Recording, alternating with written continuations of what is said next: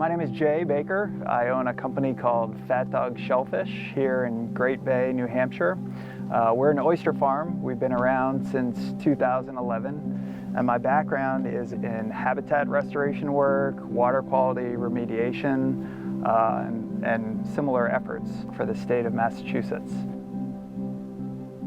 One of the things I was doing in my professional career was really preaching about sustainable businesses, that we need to have less impact on land and water in New England, and develop approaches that will not only protect them, but restore them. And so oyster farming was really my opportunity to put that into practice. And in 2012, I left my full-time job with the state to come and grow oysters full-time.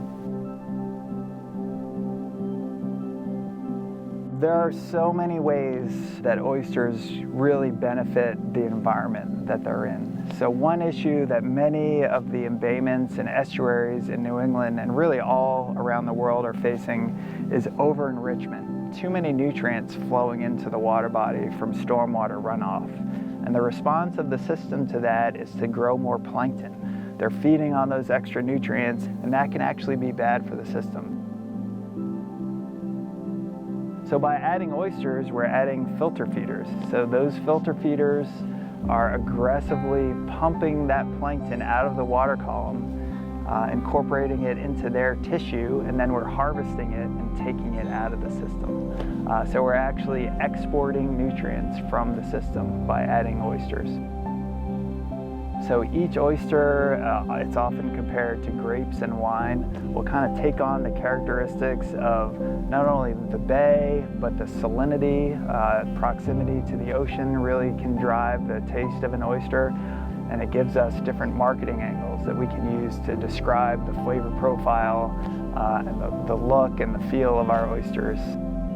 We're lucky to serve 15 different restaurants and retailers from Portsmouth to Boston, Mass.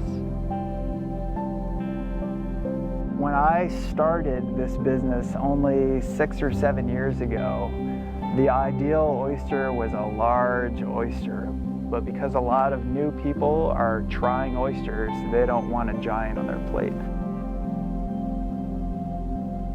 Our ideal oysters are in the 2.5 to 3 inch range. They're nice and round, and they have a deep cup.